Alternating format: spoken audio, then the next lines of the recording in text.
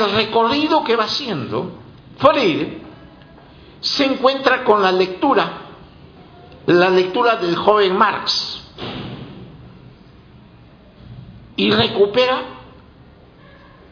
del marxismo lo que se llama el humanismo marxista, del joven Marx. Entonces, esta ligazón, este nexo, esta combinación entre humanismo cristiano y humanismo marxista va a ser la base doctrinal, la base conceptual que va a sustentar va a explicar el pensamiento inicial de Freire. El pensamiento inicial de Freire es un pensamiento idealista, Pedagogía del oprimido, por ejemplo, que es una de sus primeras obras, es típica simplemente, o la educación como práctica de la libertad, ¿no?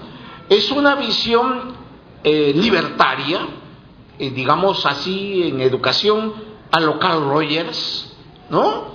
Que preconiza la libertad, ¿no? La libertad del hombre, el hombre por el hombre, qué sé yo, todas las tesis del idealismo cristiano, del idealismo occidental. Así nace Freire. Posteriormente él va a hacer la crítica de todo eso cuando descubre el marxismo. Cuando entra al marxismo, él va a encontrar una vertiente nueva y va a intentar hacer una síntesis en lo que él llama la educación popular, las tesis de la educación popular. Las tesis de la educación popular, ¿no?, las va a descubrir más o menos en la década del 80, ¿no?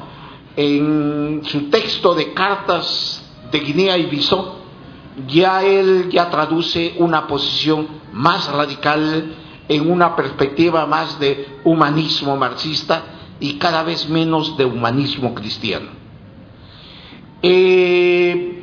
Por eso es que algunos de nosotros no decimos que somos de educación popular. Por ejemplo, en el IPP, en la institución donde yo trabajo, no decimos que somos de educación popular, decimos nosotros somos de educación popular y liberadora.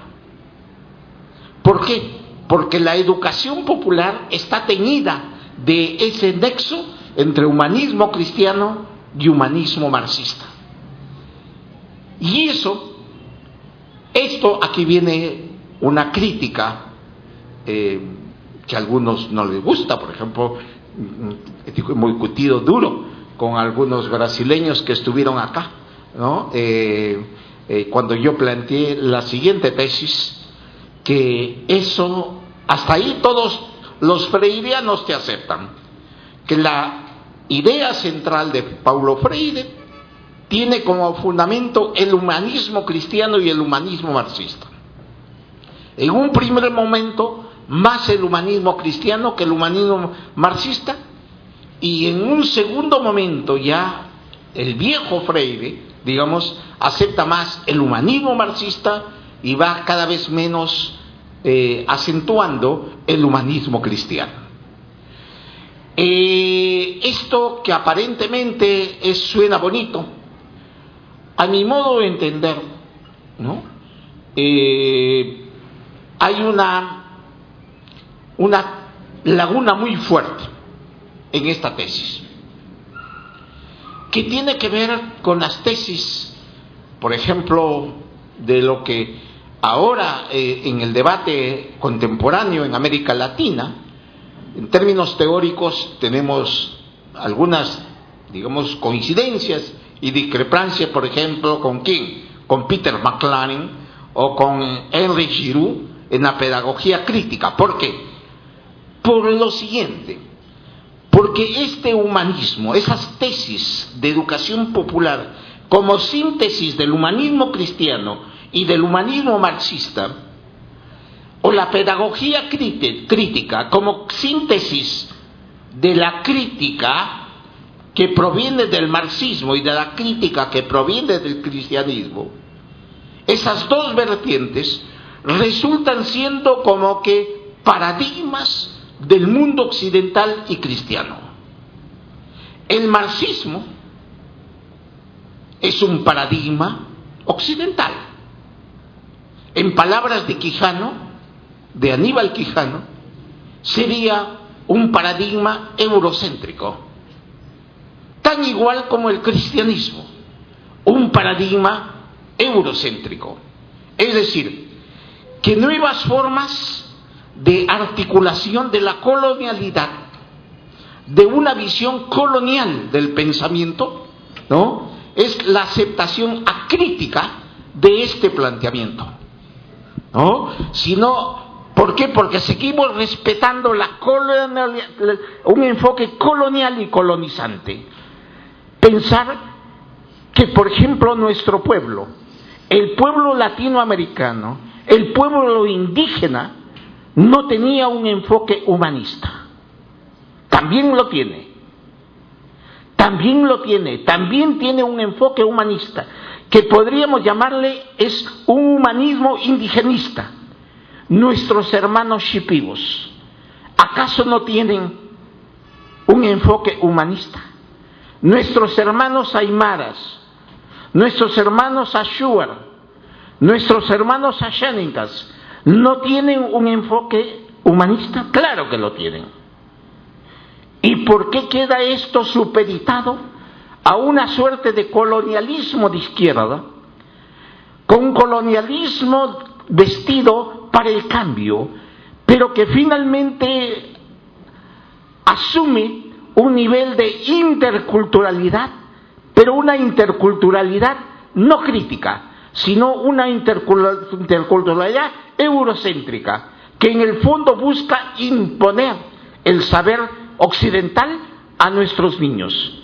Es decir, yo puedo ir acá a la comunidad shipiba de nuestros hermanos shipibos. He estado en la zona de Iquitos con ashuars, puedo estar con ellos y partir de lo que ellos saben, pero el saber que ellos tienen, asumirlo como punto de partida, como dicen los constructivistas ingenuos, ¿no?, como punto partir del saber previo, ¿no? El saber previo, es decir, el saber de esos pueblos hermanos, estos pueblos hermanos como saber preliminar, y desde allí avanzar para imponerles el saber occidental.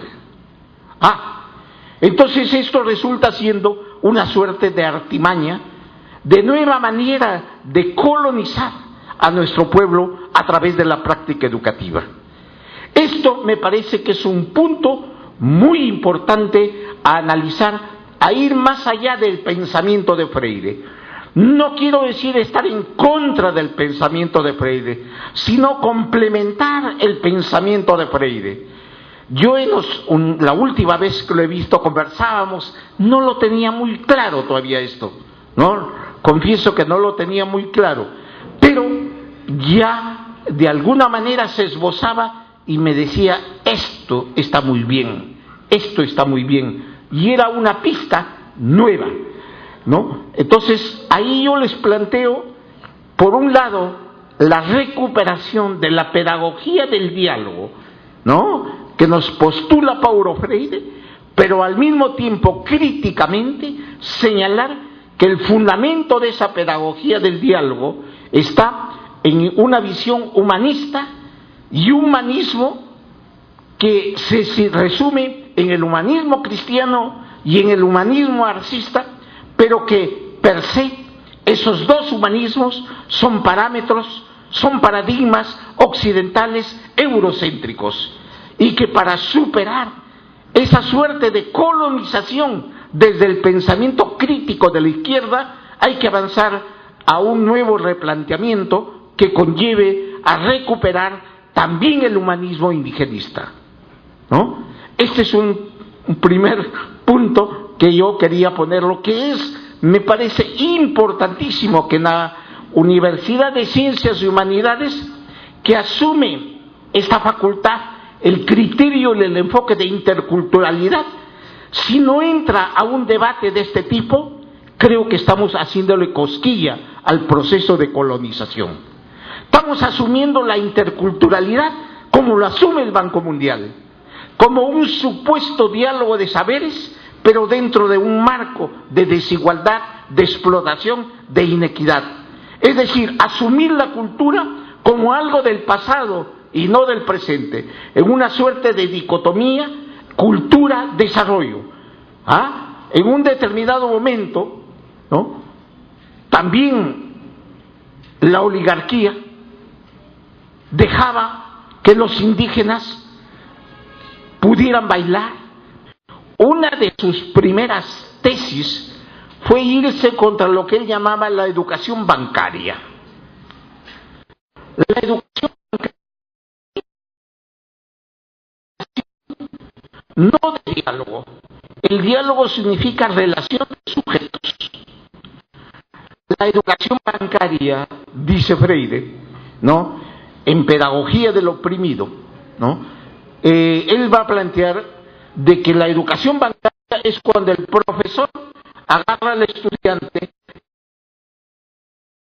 que quiere, ¿no?, y simplemente el estudiante es el alumno, alumne. El alumno, ¿no?, es una composición de dos palabras, sin, lumine, luz. El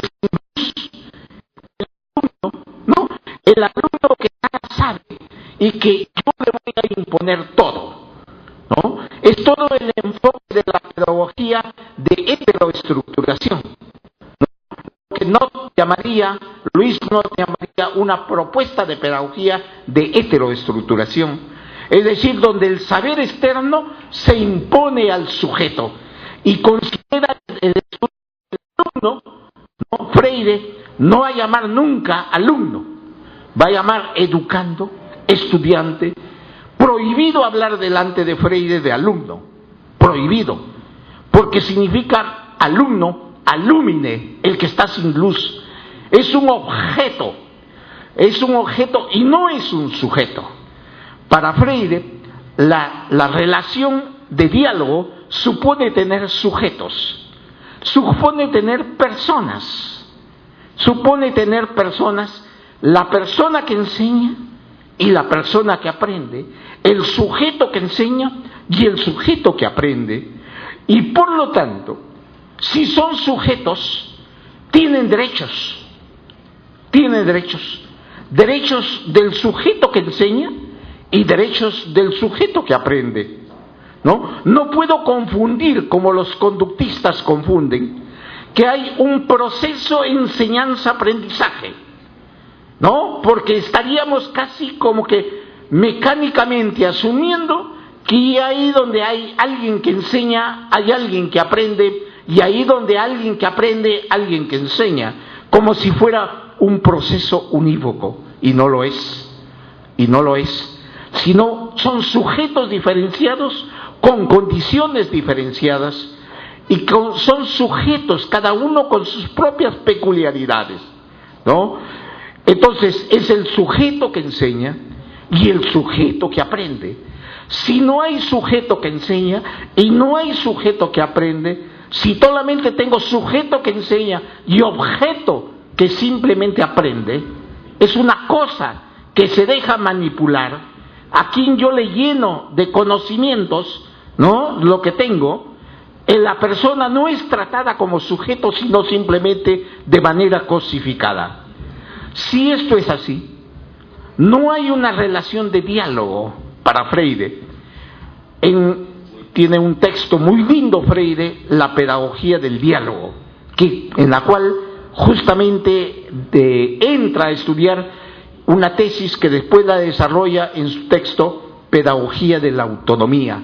Ese es un texto obligado para cualquier estudiante de pedagogía de la autonomía, obligatorio, ¿no?, para cualquier estudiante y para cualquier profesor, Pedagogía de la autonomía, en el cual desarrolla justamente esta idea, que son sujetos, hay una relación de sujetos.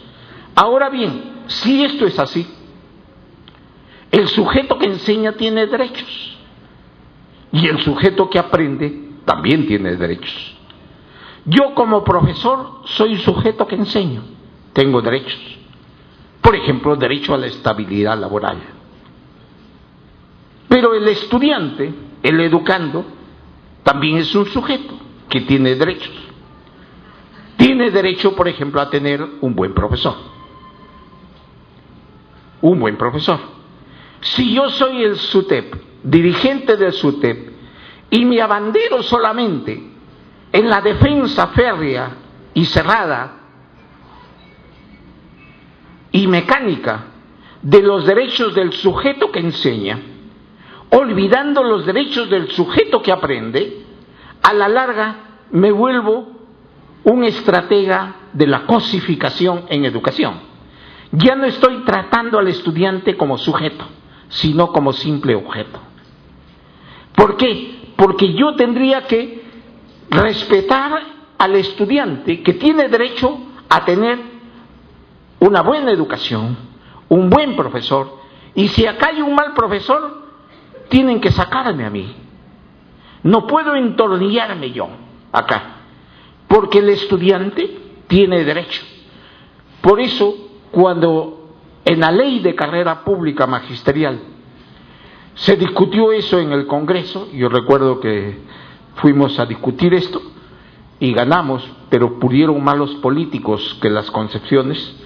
La gente del APRA nos ganó. Cuando nosotros planteamos una cosa que nos parecía elemental, que si un profesor era malo frente a su estudiante, ese profesor debería salir, pero debería darle como un hándicap, una posibilidad de recuperación. Y si a la segunda y a la tercera no pasaba, lo retiraba. Pero no lo retiraba del trabajo, lo retiraba de la relación con el estudiante. Porque el sujeto que enseña tiene derecho al trabajo y a la estabilidad laboral. Pero el sujeto que aprende tiene derecho a tener un buen profesor. Y tengo que conciliar el derecho de los sujetos que enseñan y el derecho de los sujetos que aprenden. Ven ustedes las derivaciones. Estoy poniendo una derivación de toda la concepción freiriana, de considerar lo que él llama la pedagogía del diálogo, que asume que es una relación de personas y de sujetos. Otro elemento, otra derivación, es el currículo que se impone, o la participación controlada. Es otro elemento, ¿no? Freire, cuando estuvo en Chile, él hizo un análisis furibundo a la palabra intervención. Le mostraron una tesis de grado donde algún estudiante había puesto zona de intervención, para decir el lugar donde se iba a desarrollar un proyecto, y zona de intervención. Entonces, zona de intervención, oye compadre, ¿qué es esto? No, la población no se interviene, decía Freire, ¿no? La población no es una zona de intervención. Yo tengo que construir, si los considero sujetos, tengo que construir con ellos y no imponerles a ellos, ¿no?